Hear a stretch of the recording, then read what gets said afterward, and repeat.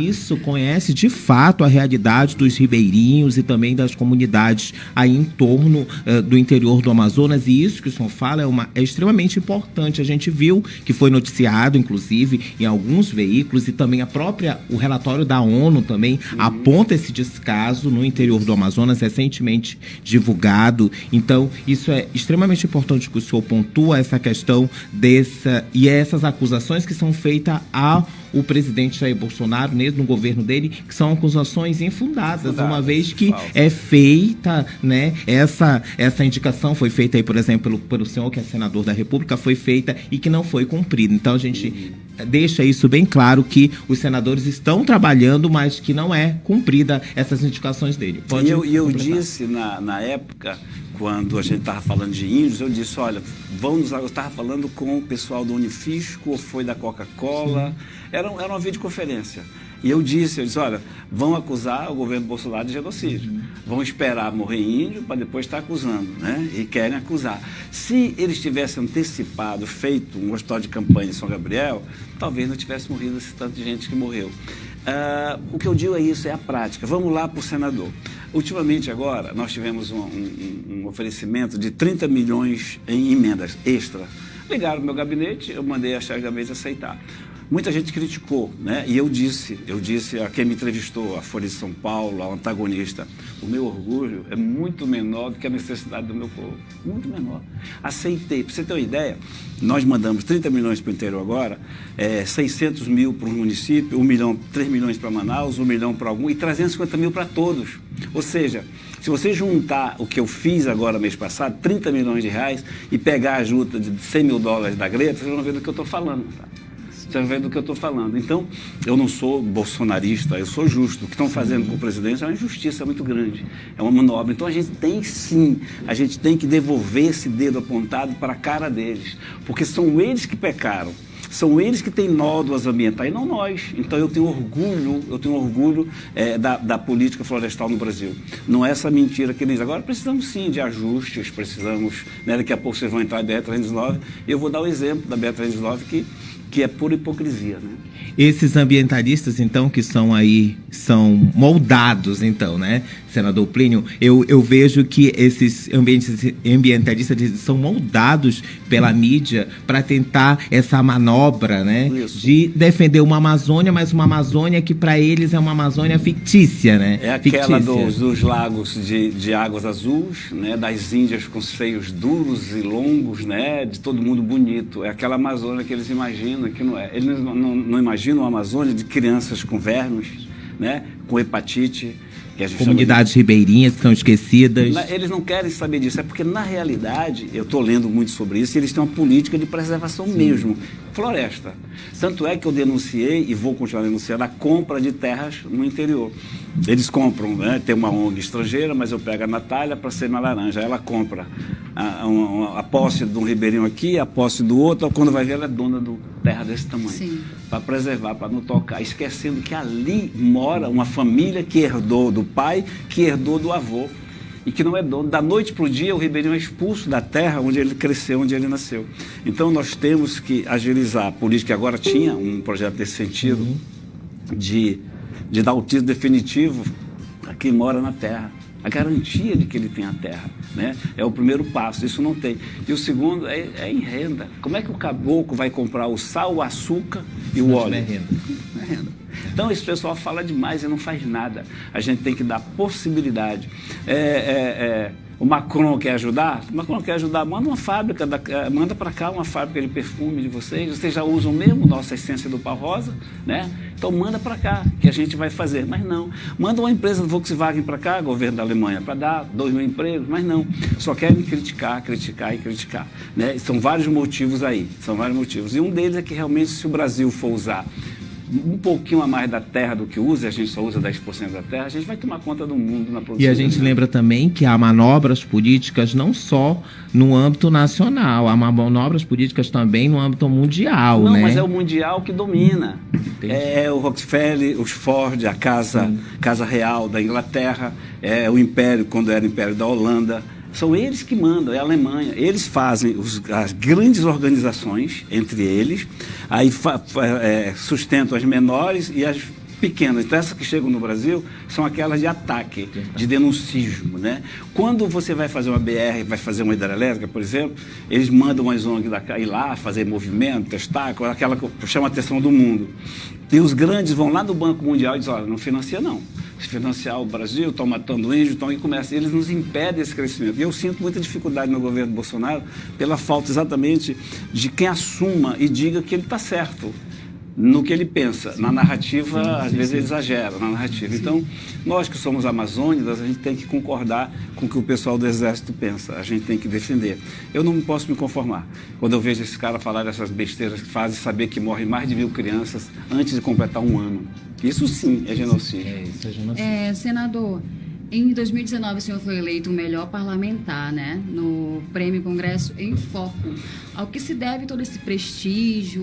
Mudando um pouquinho de assunto aí, para falar legal, mais Natália, sobre a sua vida aí política. Natália, é isso aqui que você está vendo. É isso aqui que você está vendo. Eles me chamam por entrevista, vamos falar sobre o teu projeto. Eu cheguei lá com um projeto para estabelecer o mandato do ministro Supremo. Sim. Em 8 anos, quer dizer, o cara chegou do Amazonas, já vai para cima dos ministros. Fui, autonomia ao Banco Central, já está em votação também, na grade que a gente chama, me foge agora, do currículo, na grade experimental, colocar o tema violência contra a mulher, né? Que é muito importante, importantíssimo, né? Já está na Câmara para votação.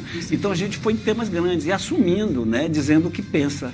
Por exemplo, essa questão desses hipócritas internacionais, a gente enfrentar. E eles observam. Para mim é um prazer, porque, Natália, lá eu não sou o senador Plínio Valério, é o senador Plínio Valério do Amazonas. Então você passa a ter o sobrenome Amazonas. E eu tenho que honrar esse sobrenome, né? Com certeza. E quando eles destacam a gente, está entre sempre os melhores, está entre os melhores, é bom, não envaidece, orgulha a gente. Não envaidece, quer dizer o seguinte, que a gente tem que continuar nessa trilha, nesse caminhar. Né? Querendo ou não, mais força para continuar com essa retidão, na forma de falar. Mais força e mais responsabilidade. Com certeza, né? Porque tu carrega nos teus ombros um estado como o nosso, gigante, que é o Amazonas. É uma coisa, eu sempre disse na campanha, se você duvida que eu vá fazer alguma coisa, mas tenha certeza de eu não vou lhe envergonhar. Eu dizia sempre isso, né? Então, acho que esse caminho está no caminho certo. Com certeza. Senador, e a BR-319, a gente vê aí que muitos projetos aí, é um assunto que, de fato, corre também nas entrelinhas lá do Senado Federal. Eu queria que o senhor falasse para a gente como é que anda a questão da BR-319, essa questão do asfaltamento, das melhorias, uma vez que a gente vê que um dia desse foi autorizado, né, a pavimentação de parte da BR-319, eu queria que o senhor pontuasse para a gente como é que anda essa questão da BR-319 lá no Senado Federal. Nós temos que aproveitar o governo Bolsonaro. Veja bem, eu concordo plenamente com o Bolsonaro, questão de Amazônia, está falando de Amazônia. Okay. Porque pode parecer que eu sou bolsonarista e não sou. Tenho nada contra, só não sou da base aliada. Se não aprovar com o governo Bolsonaro, não aprova mais. Porque ele quer, o ministro da Infraestrutura, o Tarcísio, conhece, é um capitão que serviu na Amazônia, conhece, sabe, que ele já está há 38 anos, acho 38 ou 48 anos, já existe essa estrada, essa rodovia que já foi, né, trafegar de ir e de vir. É aquele problema que eu te falo, porque a 319 ela vai ser a nossa redenção econômica, né, que a gente vai poder escoar o produto Zona Franca, vai baratear os alimentos, mas nos traz, sobretudo, nos resgata, sobretudo, a dignidade de poder ir e vir. Né? Quando eles começam a falar, eu falei, qual é o teu estado? Sou do Rio Grande do Sul. Olha, eu não posso chegar no teu estado. Tu pode chegar, em Brasília tu pode chegar, eu não posso. Mas eu posso ir para a Venezuela, tranquilo, pelo 174. Para a Venezuela eu posso, mas para o Estado brasileiro eu não posso. Onde é que está o direito teu de ir e vir? E esse direito ele é resgatado com a BR-319. Agora, a mentira que existe. O problema todo é no centrão, né, que é do 250 quilômetros aos 670. Eu não sou tão bom em decorar números, mas o que vale, né, é o mérito. O que eles fizeram? Eles conseguiram, depois de 15 anos, ampliar o meião. O meião é o grande problema. Aqui não é problema, né? Mas o meião é o problema. O que eles fizeram? Transformaram de 250 a 670 em 178. Então, eles pegaram quase 80 quilômetros a mais para a gente não mexer. E era isso que estava licitado para ser asfaltado. Conversamos muito com o ministro. Temos até agora, dia 24, só eu e ele numa live, nós dois. E ele me disse, então, senador, legal o senhor estar do lado, que bom, mas fique tranquilo, nós vamos asfaltar esse trecho sim, porque a sentença nos deixa uma brecha, ela fala em aumento de carga, nós não vamos aumentar a carga. Fez a licitação, o Ministério Público foi para cima, para adiar. Então vai ter essa briga constante, né? Mas como o ministro quer, como o presidente quer, e nós somos alguns senadores também queremos, todos nós, então acho que sai. Até o final do governo Bolsonaro sai sim. É a nossa reeleição, não querem nos dar esse direito. Eles são injustos com a gente. Outro dia eu dei uma entrevista para o jornal norueguês. Era um freelance, mas saiu no jornal norueguês. Eles são, eu disse, olha, você, europeu, você é injusto com a gente. Quando você entra nessa onda de que a gente não pode desmatar uma árvore, você está sendo injusto, está nos negando o direito ao progresso, o direito à vida. 319. Mas aí eu falo, se derrubar uma árvore, eu renuncio ao meu mandato. Não derruba nenhuma árvore. Não, mas é o entorno, vai ter invasão. Olha, quando você reconhece que no entorno vai ter invasão, você está reconhecendo a incapacidade, a fragilidade e a fraqueza do governo federal não chegar lá. Tem uma invasão agora. Tem uma invasão, está tendo uma invasão aqui no quilômetro 400 e pouco, no entorno. Tu não chega lá. Então, é quase uma irresponsabilidade, né? Do governo assumir uma irresponsabilidade já assumir a respeito que ele não tem para isso. Então, para você chegar no quilômetro 400 e pouco para impedir um fogo, uma invasão, tu não tem como chegar. Se ela tivesse asfaltada, tu chegaria em hora. Claro. Então, quer dizer, a infraestrutura é que vai permitir que o braço da lei chegue lá. Enquanto não tiver infraestrutura, vai ser outra desorganização. E a hipocrisia, o nosso ouro sai, o nosso diamante sai, nossos valores estão saindo de forma clandestina.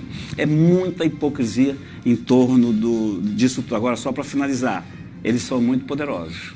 Eles trabalham assim na vaidade. O Chico Mendes, eles fabricaram o Chico Mendes. Aí homenagearam o Chico. Então, o Chico Mendes para nós é um herói. O Paulinho Paiacã, homenagearam. O Raoni, então eles pegam sempre um símbolo, levam para ser aquele símbolo, aquele macho, aquela coisa toda para... que eles agora pegaram a Greta, né? Vai descer, né? A garota lá pegaram a Greta para isso. Então eles são muito, muito organizados e firmados, que vêm desde a década de 60. Quando o governo militar saiu, eles começaram a pressionar o Sarney. Aí começou a ceder Sarney, Collor, todo mundo foi cedendo. Fernando Henrique, meu partido, cedeu muito. Então eles querem tornar a Amazônia um jardim botânico, e eu, pelo menos, vou pregar contra isso. Entendi. Sobre também o seu projeto, que a gente ouve muito falar e foi bastante destaque na imprensa nacional, sobre a taxação de fortuna. Queria que o senhor pontuasse para a gente direito como é que é isso, explicasse um pouco para quem nos acompanha, os internautas que nos acompanham nesse momento, a respeito dessa taxação de fortuna. Quando a gente elabora um projeto, no caso uma PEC, o Senado tem o ex-Senado, que ele coloca um portal e coloca, o senador está com esse projeto tal, aí você entra lá, você dizer sim ou não. 332 mil pessoas e alguma coisinha disseram sim. 6 mil e alguma coisa disseram não. Você vê o apoiamento que tem. O presidente do Bradesco já disse isso, né? Os bilionários dos Estados Unidos, e agora eles deram uma nota conjunta, bilionários da Alemanha, Estados Unidos, Holanda, os 5 países, né? Deram, agora, taxem a gente, eles pedem lá, nos taxem, queremos colaborar mais com a pobreza, e aqui não, aqui fogem. O meu taxa as grandes fortunas, de 0,5% a 1%, que arrecadaria em torno de 4 bilhões por ano, né, que seria dedicado exatamente à assistência, essa assistência financeira, geraria renda. Mas a gente sente muita dificuldade em colocar em pauta. Eu já conversei com o Davi Alcolumbre, já me prometeu, já reprometeu, mas nunca coloca em pauta. E agora o governo federal vem querer taxar com a nova CPMF os brasileiros. Então, agora, se a gente permitir, e nós somos contra, toda a bancada do Amazonas é contra, esse novo imposto aí, que não é uma CPMF, porque não é no cheque, mas é no movimento na internet. Pior ainda. Então, eles vão tirar de vocês, vão tirar de nós, dos trabalhadores empregados, que já não pode mais colaborar, já não pode mais. Por que ao invés disso, eles não taxam as grandes fortunas? Então, veja bem onde está novamente a hipocrisia. O governo federal, que bota o dedo no suspiro, não quer que a gente vote, porque o Davi não bota em votação, porque eles não querem dar a taxa de grandes fortunas, mas quer taxar todos nós. Toda vez que você fizer um movimento de R$100, vai pagar 20 centavos. Agora, imagina milhões e milhões fazendo. Então, essa CPMF disfarçada não passa no Senado. o governo vai ter muito trabalho. E a gente vai insistir em taxar as grandes fortunas. Então, como a gente agora tem esse respaldo dos bilionários dos países civilizados querendo ser taxados, esse nosso aqui vão ter que passar vergonha. E aí a gente vê uma discrepância muito grande dos bilionários europeus, né? Sim. Querendo serem taxados e os brasileiros não, né? É injusto, você tem o teu carro, seja ele Fusca, seja ele o carro que for, aí você paga IPVA, quer dizer, o Fusca paga, você paga IPVA todo. Esses caras têm jatos, iates caríssimos e não pagam. Não tem. Não tem. Pô, a gente tem um carrinho que paga IPVA, você tem um carro, e esse pessoal não paga. Ah, nós somos taxação, não. Proporcionalmente, o rico é menos taxado do que o trabalhador brasileiro. A taxa dele não chega a 10%, a nossa começa em 27% no imposto de renda. Então, o que a gente está querendo é que se taxe esse pessoal. Nós estamos 1% que a gente quer. Mas eu vou te contar, é duro, mas está lá o projeto pronto para ser votado, com o parecer do Major Olímpio, que botou assim, ele botou experimental, botou por 2 anos. E está lá pronto para ser votado e eu insisto toda semana, acredite em mim. Agora, quem me conhece sabe, não vou desistir. Claro. Senador, e tem um outro ponto que eu achei extremamente interessante, eu andei vasculhando, porque eu sou assim, quando eu vou entrevistar algum político, um político de peso, que nem o senador Plínio Valério, eu vou investiguei logo tudo, descobri inclusive que o senhor é o que menos gasta lá no Senado Federal, com moradia, com uma série de outros benefícios que o Senado, eu descobri na planilha mesmo que é divulgada pelo Senado, que o senhor é um dos que menos gasta. Queria que o senhor explicasse pra gente como é que o senhor faz essa distribuição e por que o senhor gasta tão menos que nenhum os outros. Os outros têm gastos exorbitantes. Eu queria aproveitar para vocês aqui um portal novo, para que vocês tenham conhecimento quando começarem a falar. Primeiro, vamos lá. O senador, é o paraíso, o senador tem isso, tem isso, aquilo. Hoje, a minha chefe de gabinete me mandou meu contra-cheque. Né? Eu mostro para vocês aí, não é mostrar para provar nada, é só para informar. Sim, claro. Informação. O salário do senador é R$33 mil. Aí eu pago quase 7 mil de imposto de renda, pago 5.500 alguma coisa do meu projeto previdenciário para poder se aposentar. Você não é chegar lá, botou a bunda na cadeira e está aposentado, não. É um plano previdenciário que você tem que ter. Então, para ter uma ideia, eu vou durante 8 anos, começou com 3 mil, está em 5.500 pagando previdenciário. Aí tem a luz no meu apartamento, não sei o que mais. Recebo líquido R$20 mil e alguma coisa. O salário bom, excelente, só estou dizendo que não é o que se pensa. Então, esse é o salário do senador, que dá para viver. A gente, porque você fala que eu gasto pouco, na verdade eu gasto o essencial. Né? Eu não gasto com alimento, eu não gasto com celular, eu não gasto com isso, eu não quero isso, eu tenho meu celular e eu pago minha comida, mas eu uso passagem aérea o mínimo possível, né? Vou e volto 15 dias, às vezes a semana toda a gente procura passagem em promoção. A minha esposa, quando viaja comigo, a gente paga por fora, porque eu não posso dar passagem para minha esposa, eu não tenho esse direito, né, de dar passagem. Gasolina eu uso pouquíssima. E o que mais que eu uso? Eu tenho um informativo, gasto com informativo também, se eu não divulgar meu trabalho, eu estou ferrado. Claro. Né? Então a gente vê, eu estou sempre lá, né, com aquele gasto de médio para baixo, né, não é de médio para cima. Eu uso sim as prerrogativas de que o senador tem. Eu seria hipócrita se dissesse que não. Então, imagina se eu pegar 20 mil líquido, pagar um apartamento com mais 5, fica 15. Aí eu pago 6 mil de passagem em 15 dias, já vai para 9, aí isso vai. Então eu uso sim. Agora eu uso com respeito, né? Eu não abro mão a passagem aérea ser paga pelo gabinete, né? Das minhas informações. Mas a gente está isso. Eu acho que isso, Natália, responde também em parte. A gente está sempre ali no foco, né? Sim. Eles analisam isso também. E é bom, eu não preciso, eu não sou senador, eu estou senador. Né? A minha vida está formada, as minhas necessidades já foram cumpridas. Ser senador era um desejo que eu tinha de servir. E Deus concedeu essa bênção e eu estou aproveitando. E por isso não vou abusar nunca. O homem lá em cima, eu tenho que continuar merecedor. Sim. Só lembrando para vocês que estão nos acompanhando aí pelos portais Flagrante, Portal Caboclo e o Chefão da Notícia. Em Manaus são 10h29 nesse momento. E eu queria passar mais uma vez aqui e falar também, senador, sobre reforma tributária. O que o senhor tem a nos pontuar sobre isso? O que está se passando nesse momento lá no Senado Federal em relação a isso? O que o senhor pode nos dizer? Tem 2 reformas tributárias já em andamento. A da Câmara que é terrível com a Zona Franca, né, que iguala todo mundo, a do Senado, que livra a Zona Franca nas prerrogativas constitucionais, mas também não é boa. E vem agora o governo anunciando a dele.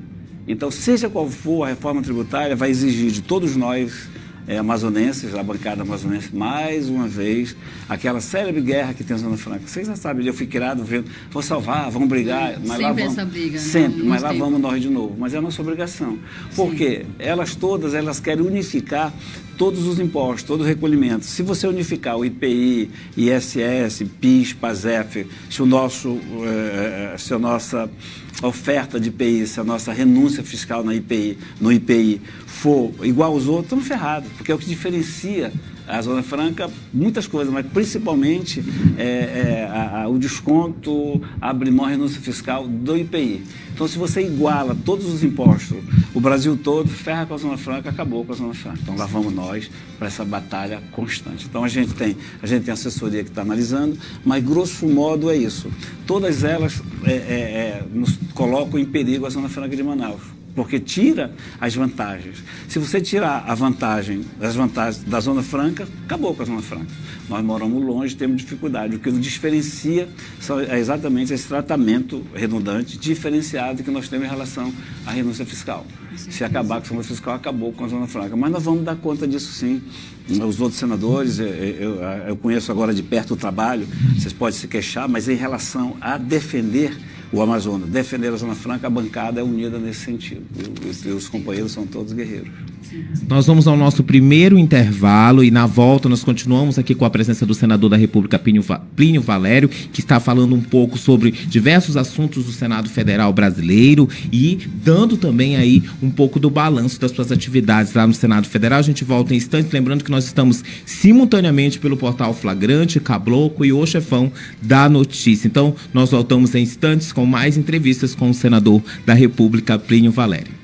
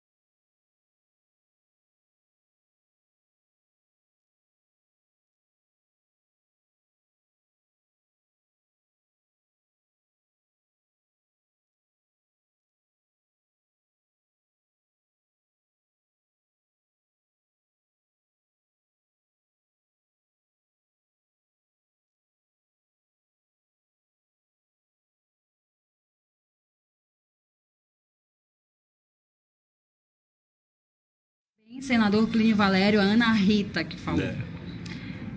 Então é isso, gente. Se vocês quiserem mandar suas perguntas e suas sugestões aqui pra gente, você pode mandar aqui nos portais, nas fanpages dos portais Flagrante, o Chefão da Notícia e Caboclo, que a gente vai ler aqui no ar para vocês. Agora eu vou passar a bola para o meu amigo Maírcon, que vai fazer mais perguntas para o senador Plínio Valério. Então a gente volta aqui. Senador, eu queria que o senhor falasse um pouco para a gente a respeito desse projeto que tramita lá no Senado Federal, a respeito do aumento da pena aí para o crime de peculato, as pessoas aí que são envolvidas com esses crimes relacionados aí à saúde. Eu queria que o senhor pontuasse para a gente, explicasse um pouco a respeito disso. Maírcon, o nome eu demorei, agora que ela pronunciou é que eu arrisquei a falar, né? Porque era Maírcon, né? Permite só eu voltar um pouquinho na reforma tributária? Claro, claro. Porque a reforma tributária, ela por nem um minuto, essa reforma está se preocupando em aliviar a carga excessiva que incide sobre o consumo, particularmente sobre o alimento.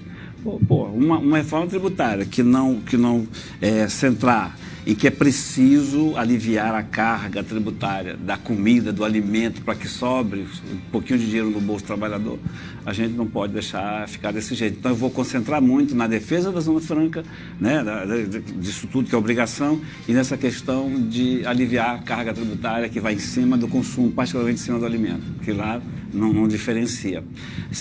Eu apresentei um projeto agora, na pandemia, dobrando, porque é 1/3 a pena, dobrando para 2/3 a pena de peculato para quem desviar dinheiro da saúde. Na verdade, devia ser crime hediondo, né? Mas aí a gente tem dificuldade, cara. Esse sistema sessão remota, é muito bom que você trabalha, né? Mas é ruim porque você pondera aqui na sessão e vai falar 2 horas depois de novo.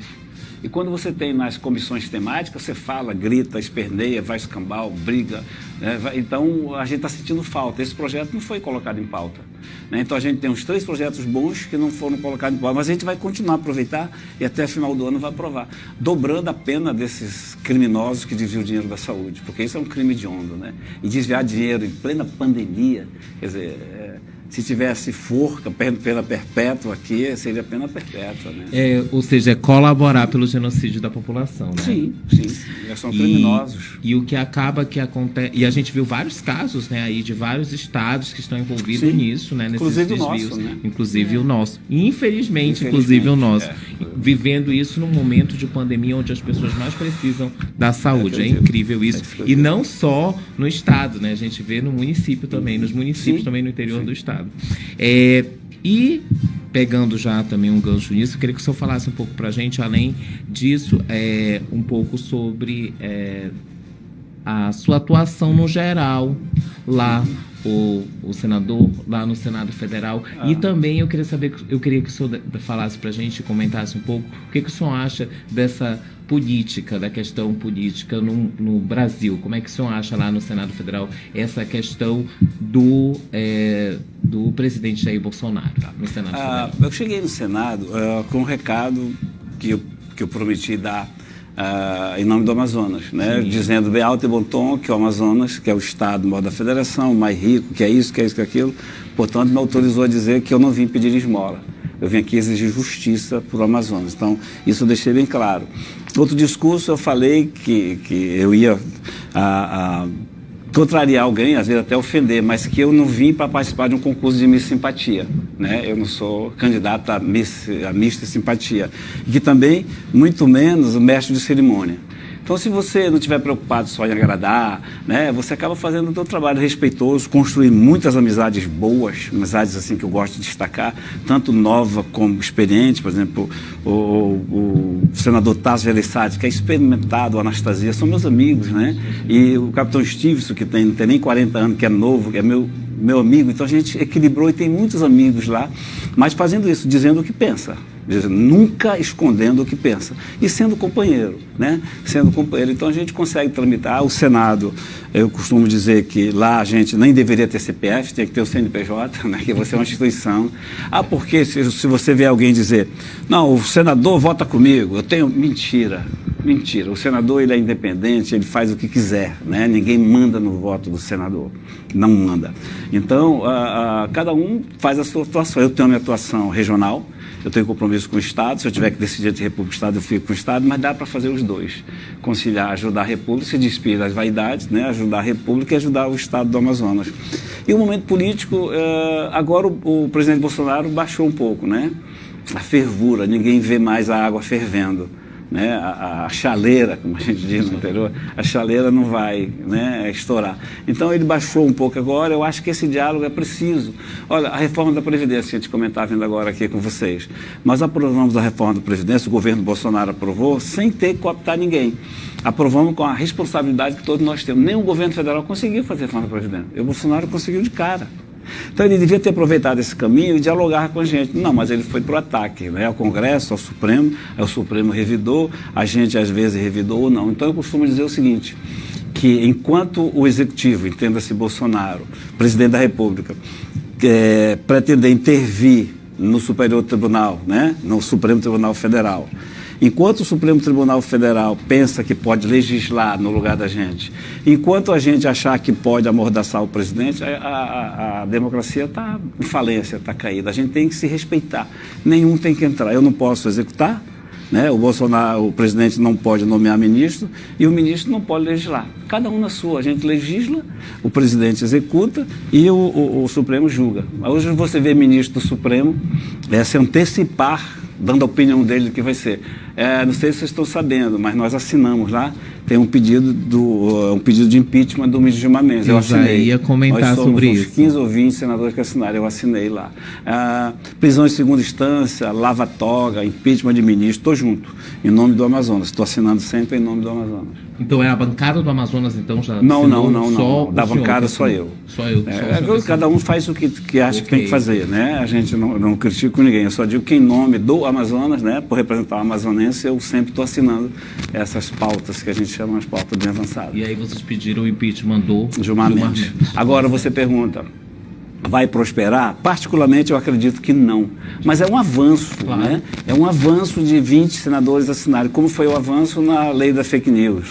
A gente perdeu a lei que amordaça realmente, né? A lei tem sua desvantagem, mas daí a tirar a liberdade, eu fico com a liberdade.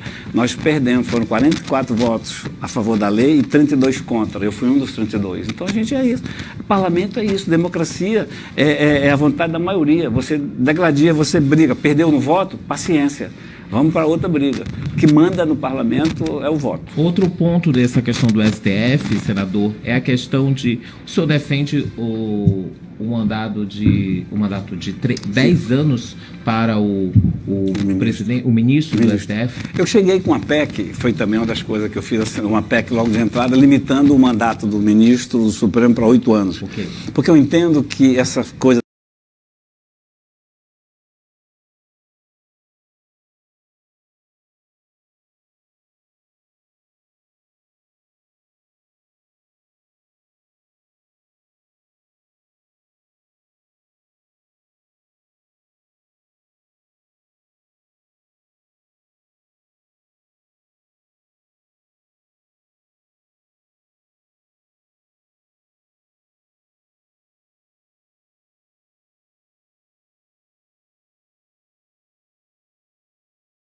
a ideia, juntou com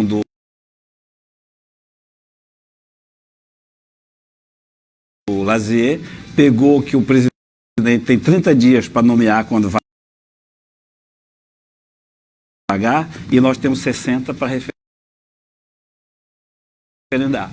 Mas está parado também. Então essas coisas grandes ficam paradas, mas nem por isso a gente tem que desistir, né? Nós temos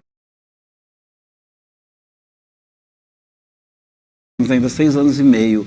Eu acho que fixar o mandato do ministro Supremo é uma grande coisa. Não serve por agora, mas vai saindo aos poucos, né? Porque eles vão saber que não são semideuses. Vão saber que daqui a 8 anos vão estar na rua trabalhando normal. Enquanto enquanto eles ficarem até 75 anos, os excessos muita vão continuar. luta, né? Os excessos vão É continuar. muita luta, né, Plínio? O senador, desculpa, senador Plínio Não, Valério. Sem É problema. muita luta, não é? E Muita. lá, nessa É dia a dia. manobra, é uma manobra política que é feita de um lado positivo, Mas de um lado... você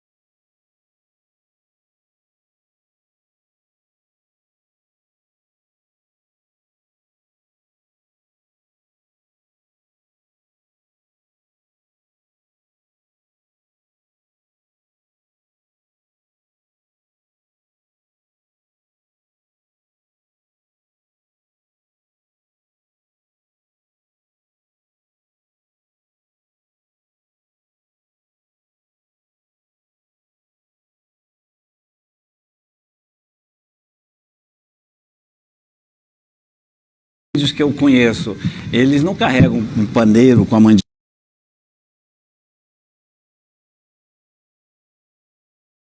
mandioca do roçado, vai moer, vai descascar a farinha, moer, fazer a farinha, porque querem. Se você botar para ele um caminhãozinho, uma picape, eles vão querer, pô. Tem esse direito de querer. Aqueles hipócritas lá de fora querem o índio carregando o jimanchi, né? Carregando, vivendo. Não é, eles querem ter direito às benesses, às coisas boas que a sociedade oferece, né? Até para poder escoar a produção deles Isso, mesmo, eles querem isso, e os nossos índios são aculturados. Veja bem, eles têm esse direito, a Constituição assegura esse direito a eles, tá? Só precisa regulamentar, ou seja, está na lei, mas não regulamenta. Então, não está na lei, né? Não está vigorando. Mas está lá que a gente precisa regulamentar. O índio, ele tem direito a ocupar, né? A fazer uso do subsolo, mas falta regulamentar. Ou então, quando tem uma mineradora para ser instalada, qualquer projeto tem que passar pela quiescência daquela comunidade indígena. O que acontece? BR-19 dá outro exemplo. O que acontece? Essas ONGs trabalham a cabeça de alguns índios, de algumas tribos, para dizer que aquilo vai impactar sua maloca. Tem casos da BR-19 ter maloca a 400 metros e lá fora dizendo que vai impactar esses 400 metros, vão sofrer com isso. Então, eles trabalham muito. Então, você tem poucos índios, né, que não querem, e muitos que querem, mas esses poucos, como sempre, falando e a maioria calada. Então, eu acho que é um problema que o governo Bolsonaro está enfrentando e vai ter que enfrentar e tem o nosso apoio. Nós vamos ter que acabar com isso, a gente tem que saber usar assim, agora de forma racional, responsável.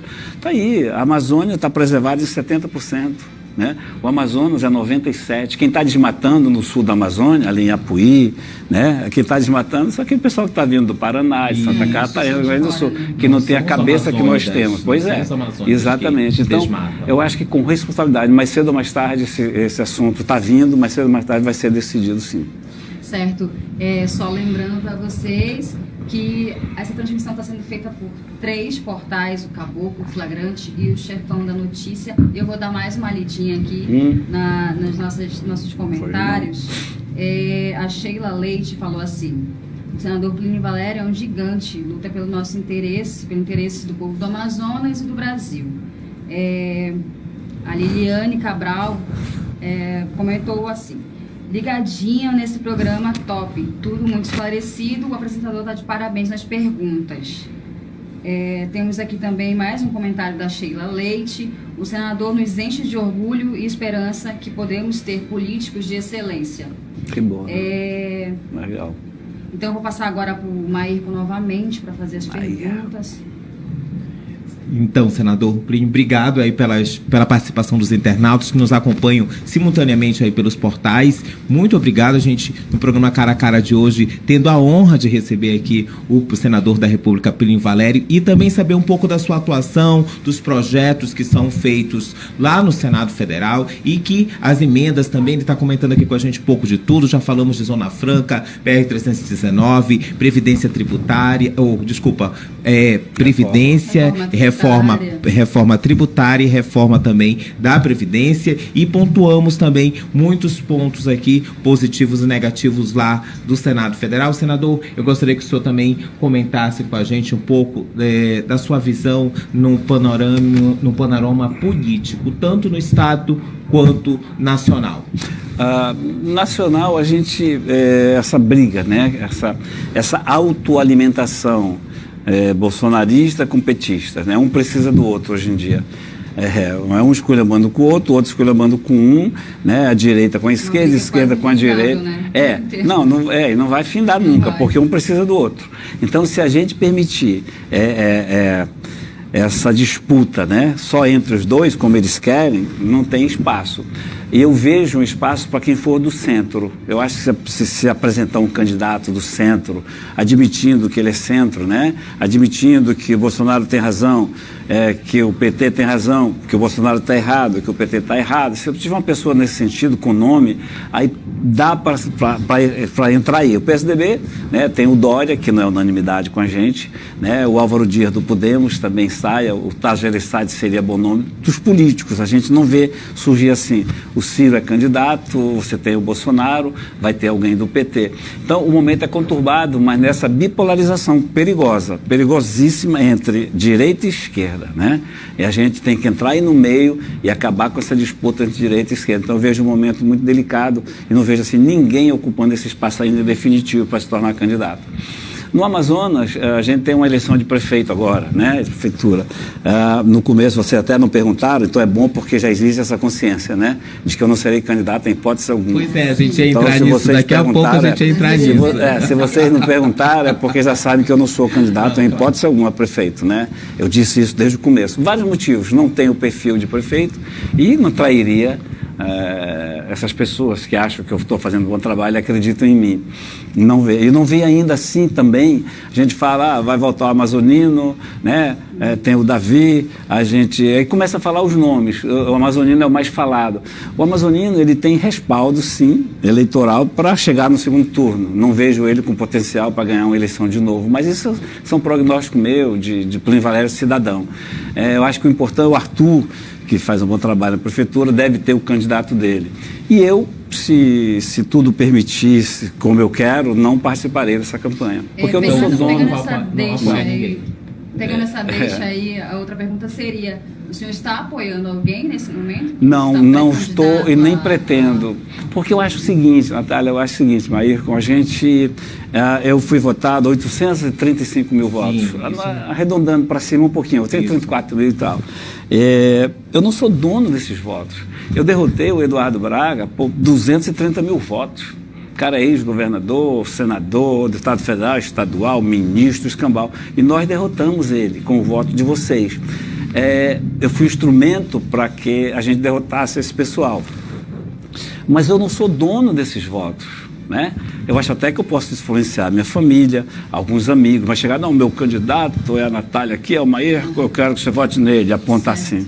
Eu não tenho essa soberba, eu não tenho a procuração do eleitor para fazer isso. Claro que eu tenho todo o direito de participar. Todo o direito de participar, como senador tenho o direito de opinar, de participar também, mas nunca achando que eu vou eleger o candidato, que eu tenho isso. Não, eu não sou dono de voto. Primeiro eu tenho que provar para o amazonense que eu mereci o voto dele. Eu estou merecendo, mas é 1 ano e meio ainda. Então, quando eu provar, né, que fiz o trabalho, que fui útil, que cumpri, aí pode pensar em outras coisas, mas enquanto isso, não penso não. Se tudo der certo, se eu conseguir fazer o que pretendo, eu não participo dessa campanha, não. Eu vou votar, sim. O senhor fica fora, então, no pleito municipal. É difícil um político dizer isso, okay. E cumprir com isso. Sim. Não é mentir, não, é cumprir.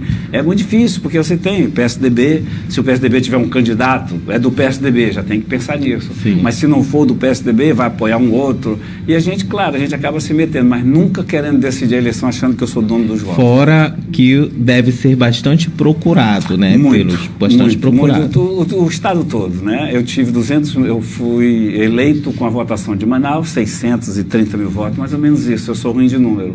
Só em Manaus eu ganhei a eleição, mas o interior me deu 200 mil votos. Então o pessoal do interior quer muita colaboração. Claro, tem casos que a gente vai gravar um vídeo pedindo, você é meu amigo, eu acredito nele, vai ter casos assim. Eu tenho o número total de votos, 834.809 votos. Tem Manaus aí, não? Não tem Manaus, só tem um número geral Manaus de foi votos. 600 e pouco, 10 ou 20 mil a mais do que o segundo colocado. Isso foi Só em eleito. Manaus já teria ganho a eleição, né? Com certeza. Mas eu tive 200 mil votos. Então, eu não quero nunca perder essa consciência de que eu não mando nesses votos. Eu tenho que continuar sendo merecedor desses votos. E até agora eu tenho esse feedback, esse respaldo. Perdi alguma coisa na época do armamento, que eu votei contra o armamento, por discordar do leque, mas eu tenho dito às pessoas, não pode desistir de mim por causa de uma votação. Claro. Né? Tem que ver o conjunto.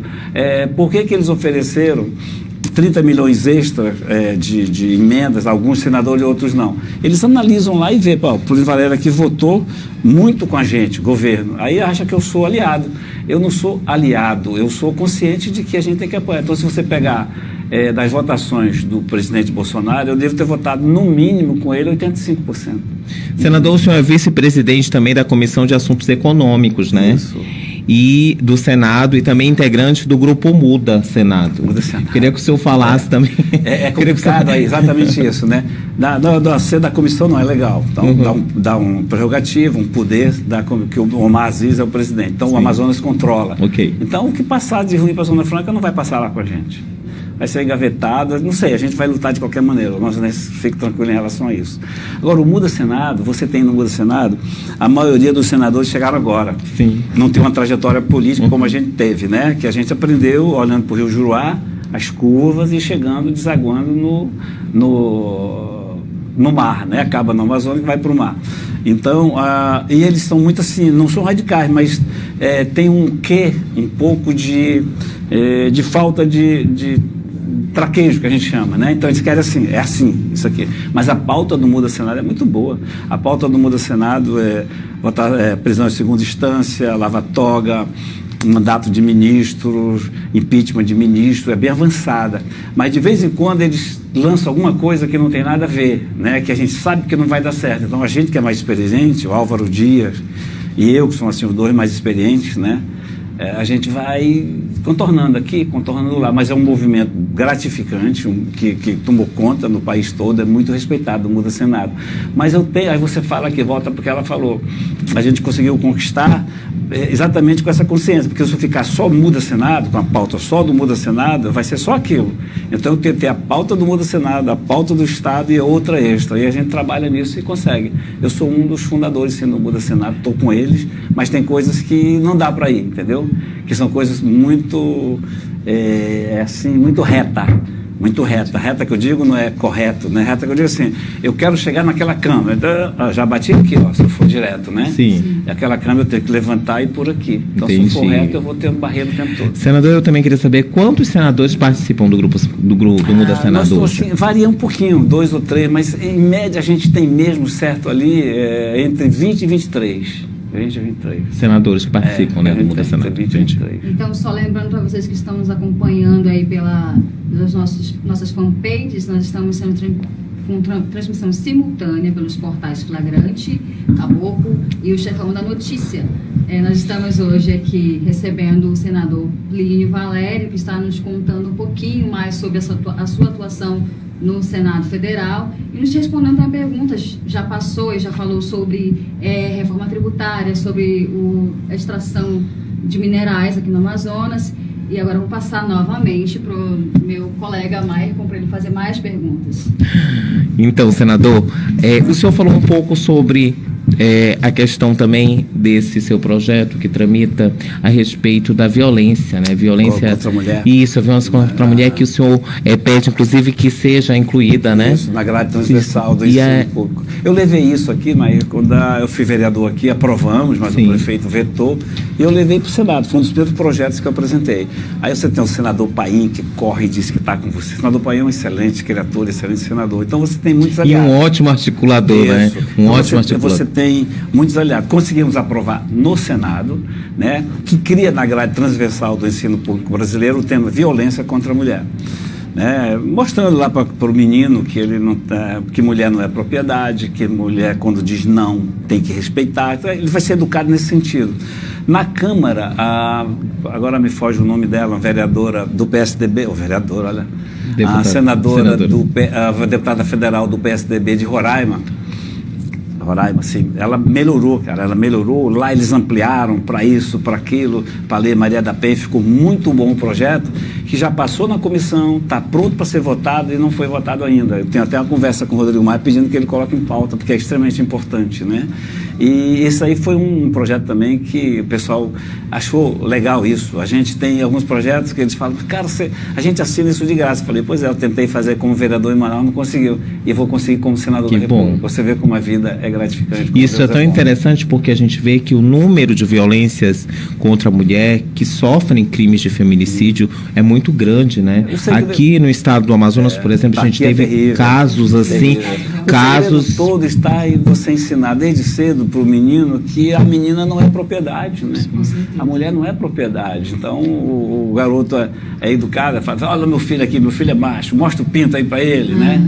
Ele não chama a menina para mostrar. Então, esse tipo de educação é isso que vai ser passado na escola. Hoje, se você jogar uma latinha de cerveja na janela, o teu filho, papai e mamãe, jogando lata na rua, já tem aquela consciência ambiental. E a gente quer essa consciência. Quando, mostra aí o pinto, não, pai, não vou mostrar não, que é isso. Claro. Essa educação que você vai ter na escola, que é grade transversal, ou seja, optativa, poderia ser dada por um advogado, um assistente social, um padre, um pastor, quer dizer, não tem problema nenhum. E é uma coisa de grande valia, e isso vai contar. E a gente tem outro que é o exame básico de saúde. Esse aqui está andando bem devagar, que seria, começa o ano letivo, 3 dias para fazer exame básico de saúde, todo mundo.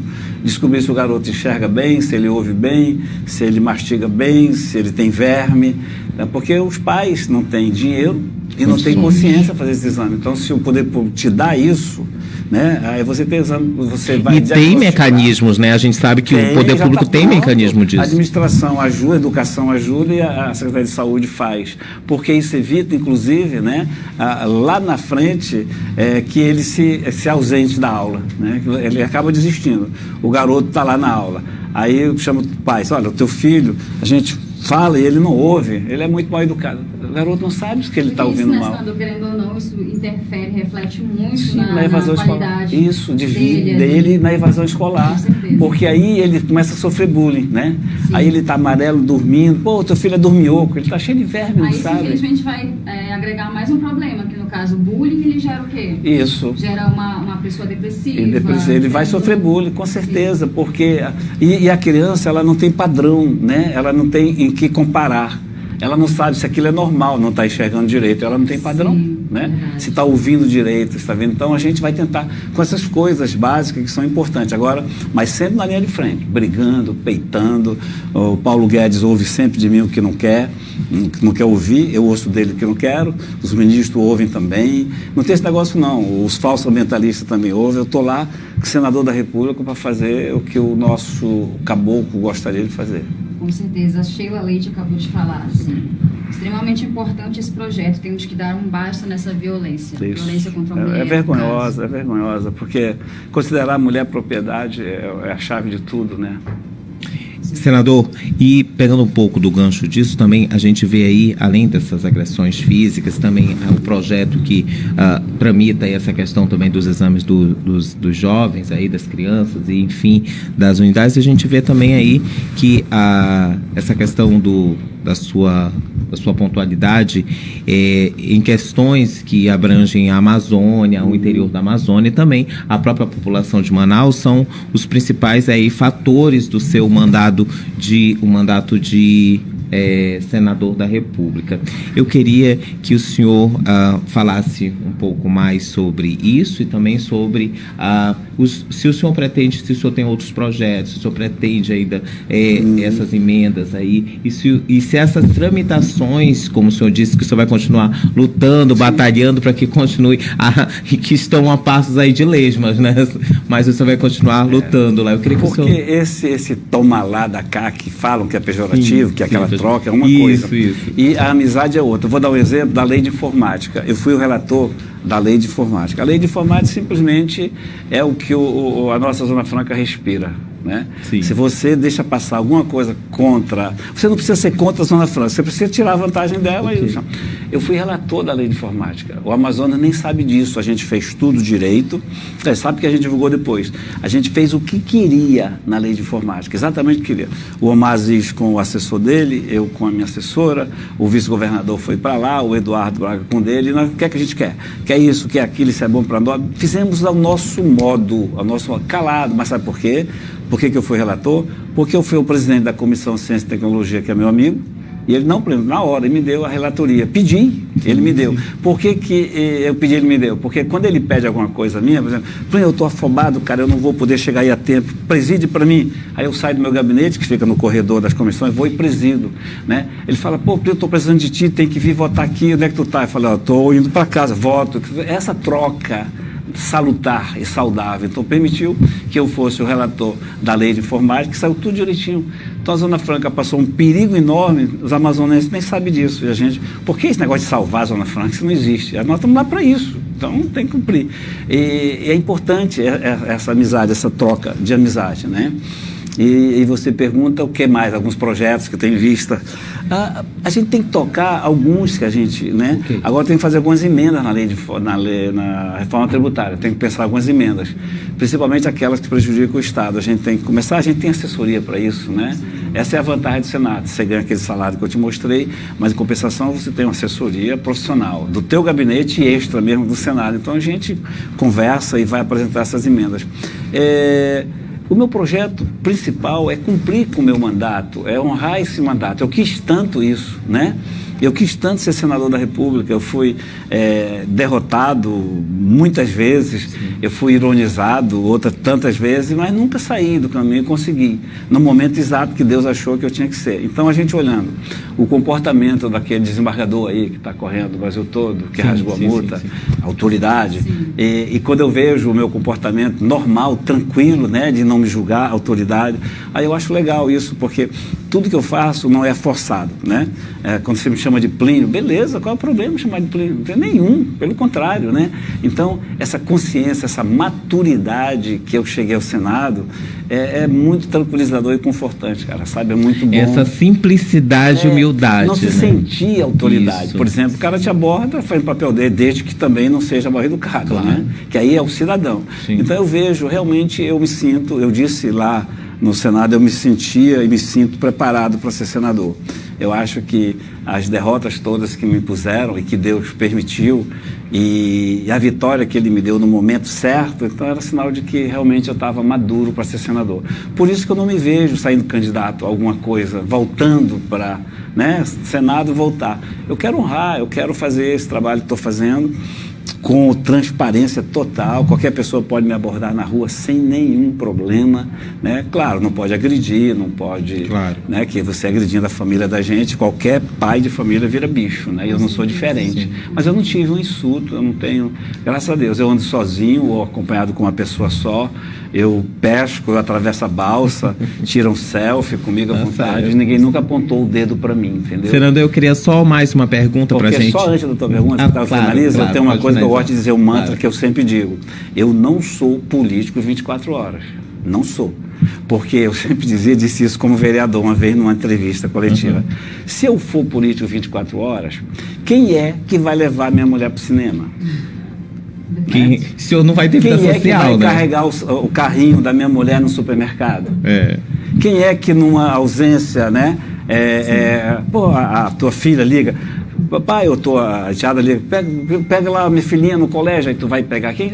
Tem que ser eu, cara. Sim. Então essa história, eu sou escravo do público, né? O povo paga, mentira, eu não sou escravo de ninguém, né? Não sou escravo de ninguém, não sou político 24 horas, eu sou um senador a serviço do Amazonas, cumprindo honradamente com a minha missão. Tanto é que quando você sempre tira 10, eu sempre estou entre os 10, seja porque for, no Senado. Mas essa história de 24 horas, nem pensar, eu adoro pescar, eu adoro conversar com amigos, né? Então, se eu for 24 horas, eu estou ferrado. E a minha mulher não vai para o cinema nunca. Se for, vai escondido. Né? Não é? Senador, eu tenho mais uma pergunta e aí a gente já chega, já caminha para a nossa finalização. Eu queria saber do senhor a respeito das minorias, né? Das minorias. E aí, nas minorias, eu incluo os LGBTs, o povo de terreiro, essas pessoas que, né, os negros. E eu queria saber desses projetos e como é essa política aí das minorias lá no Senado Federal. Nós temos alguns políticos lá, alguns senadores que já trabalham diretamente com essa pauta. Sim. O que é que a gente tem que fazer?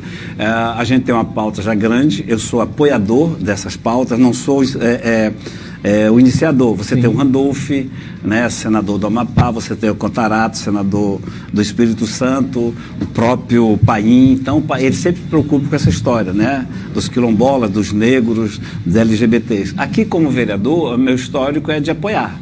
Né? Eu levava sempre as comunidades negras, LGBT, para fazer, no dia, para fazer no plenário aqui, eu sempre transitei bem, apresentando emendas nesse sentido, para ajudar todos a tudo. É uma pauta que me é simpática, defender as minorias, mas não é a minha pauta. Porque não precisa ser tua pauta, tu precisa concordar com ela. E eu vejo um trabalho muito bom. Eu sinto certos exageros em comportamentos na rua, né? A pessoa achar que por ser minoria está sempre discriminada. Não existe isso. Eu sempre olhei com igualdade. A minha formação é igualdade. A minha formação é LGBT, negro, até amigos que cometem algum pecado, né, que não seja de assassinato, de estupro, eu não abandono a amizade. Eu não tenho esse preconceito de julgar ninguém. Eu não julgo ninguém, né? Eu não julgo ninguém mesmo. Então, essa pauta ela é muito avançada. Ela é muito avançada. A gente tem o pessoal... As mulheres todas são unidas nesse sentido, né? As senadoras, todas elas, Daniela, Leila, Soraya, a própria Simone, Tebet, todos eles são unidos. Então, essa pauta ela é muito, muito viva, muito efervescente no Senado e transita muito bem. Senador, só para finalizar aqui, já está estourando já o nosso horário, o senhor poderia falar um pouco para a gente sobre o Fundeb, que está sendo votado, né? Uma questão lá de redução de gastos, tudo mais. Natália, eu não estou dominando esse assunto bem ainda, não. Eu só sei que a gente não pode, no Fundeb, eles estão querendo reduzir, né? Sim. Eles estão querendo reduzir. Eu acho que o Fundeb é uma conquista muito boa, sabe? Eu acho que é uma conquista, é uma coisa que deu certo, né? Sim. Agora, se certos prefeitos exageram, como eu te falo, eu não estou dominando, mas a princípio eu não vejo assim, eu concordar com mudanças no Fundeb, principalmente se for para retirar, né, o percentual. Então eu vou me inteirar melhor, mas a minha opinião, eu já digo, se for para retirar percentual do Fundeb, eu sou contra. Se for para diversificar, tudo bem, mas é um assunto que eu ainda preciso estudar melhor. Com certeza.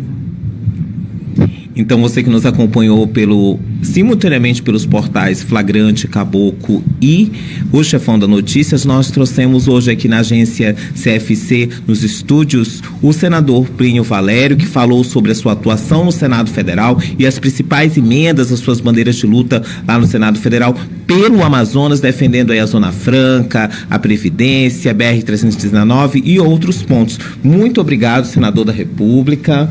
A gente aguarda o senhor em outro momento. Esse é um dos problemas que eu... Problema não, que eu chamei a atenção quando fui eleito. Eu falei, vocês têm que continuar me chamando de Plínio. Ele não me chamou, ele falou senador da República. Não falou Plínio Valério, senador da República. Ele falou senador da República. Então, a gente gosta de ter nome, né? Sim. Eu sou o Plínio, não se importa quanto a isso não. Só para finalizar, eu também atuo no outro campo, emendas parlamentares, por exemplo.